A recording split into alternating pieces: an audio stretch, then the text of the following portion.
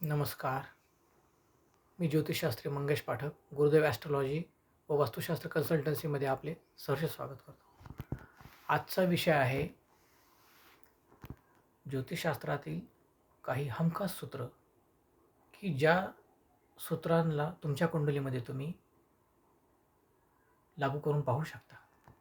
पहिलं सूत्र आहे, ज्या जातकांच्या कुंडलीमध्ये मंगळ राहू, मंगळ केतू किंवा शुक्र केतू अशी युती असेल, तर या युतीचा प्रभाव त्या जातकाच्या कुंडलीतील 4थ्या आणि 7व्या स्थानावर पडतो. 4थं स्थान हे घर, वाहन, प्रॉपर्टी याचं आहे. या स्थानावर काय फरक पडेल? ते मातेचं पण स्थान आहे.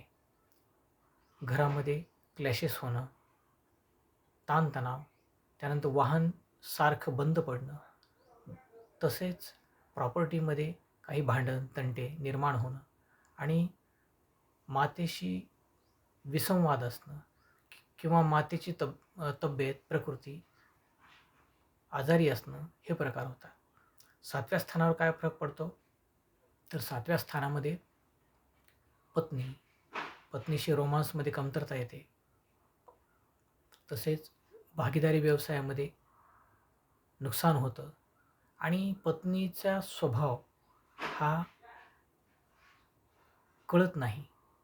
पत्नीच्या स्वभावाशी किंवा पतीच्या स्वभावाशी मिसअंडरस्टँडिंग राहते. दुसरं सूत्र आहे राहू. ज्या जातकांच्या जन्मकुंडलीमध्ये 1ल्या, 2ऱ्या, 4थ्या, 7व्या आणि 8व्या स्थानामध्ये राहू असतो, असे जातक हे प्रवाहाबरोबर जात नाहीत. ते समाजामध्ये एक स्वतःच्या नेतृत्वाखाली वेगळं स्थान निर्माण करतात. तिसरं सूत्र आहे गुरु. ज्या जातकांच्या कुंडलीमध्ये 1ल्या, 4थ्या, 7व्या आणि 10व्या स्थानामध्ये कर्क, धनु किंवा मीन ह्याच राशी असतील आणि या राशीमध्ये गुरु बसलेला असेल, तर तो जातक त्याच्या जीवनामध्ये प्रचंड ज्ञानवान, कीर्तिवान होतो आणि तो त्याच्या क्षेत्रामध्ये उच्च पदावर पोहोचतो. हे 3 सूत्र आज आपल्याला सांगितलेले आहेत. आता आपण वळूया आपल्या पुढच्या भागाकडे, ज्योतिषशास्त्राकडे पाहण्याचा वैज्ञानिक दृष्टिकोन, भाग 2. मी मागच्याच भागात आपल्याला सांगितलं होतं की मानवी देहावर ग्रहांची स्पंदनं काय पडतात. आज पाहूया की ज्योतिषशास्त्रात असं सांगितलं जातं की या व्यक्तीने कुंडली पाहून सांगितलं जातं की या व्यक्तीने हा खडा वापरावा किंवा हे रत्न वापरावे किंवा त्याने त्या प्रकारच्या वस्तू वापराव्या. याचं कारण काय? तर त्या जातकांना त्यांच्या कुंडलीमध्ये त्या ग्रहाची ऊर्जा मिळावी आणि त्याच्या जीवनामध्ये प्रगती व्हावी. आता आपण विचार करतो की रत्नांनी काय फरक पडतो?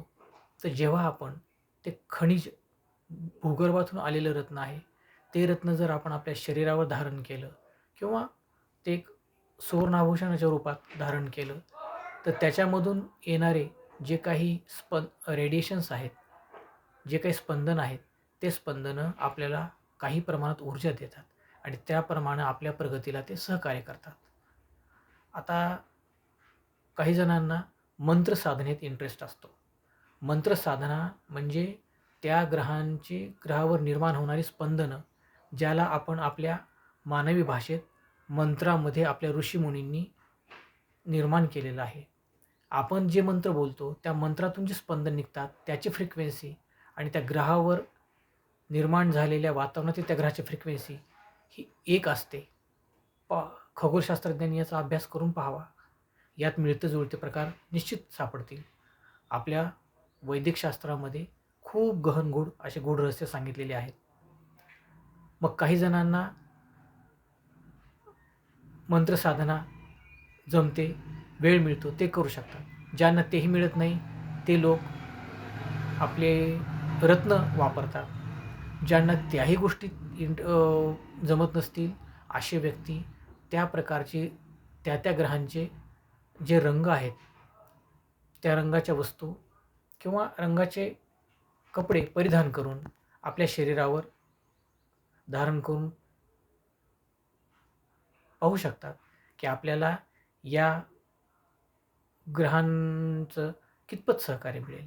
तसेच काही वनस्पतीसुद्धा आहेत की ज्या त्या ग्रहांच्या वनस्पती ज्या आपण आपल्या घरी एखाद्या बकेटमध्ये जर लावल्या किंवा गच्चीवरती लावल्या आणि ती वनस्पती आपण ते रोप जर वाढवू शकलो किंवा जे आपल्याला सांगितलेलं आहे त्या रोपाला जर आपण त्याची चांगली वाढ केली, तर त्याच्यामधून येणारी जी काही सूक्ष्म रूपातील लहरी आहेत त्यासुद्धा तुम्हाला आजारपणातून दूर करतात, तुमच्या प्रगतीला पोषक होतात आणि अशा प्रकारे आपण मानवी जीवनाला एक वैज्ञानिक दृष्टिकोनातून कसं पुढे न्यायचं याचा उपयोग पण करून घेऊ शकतो.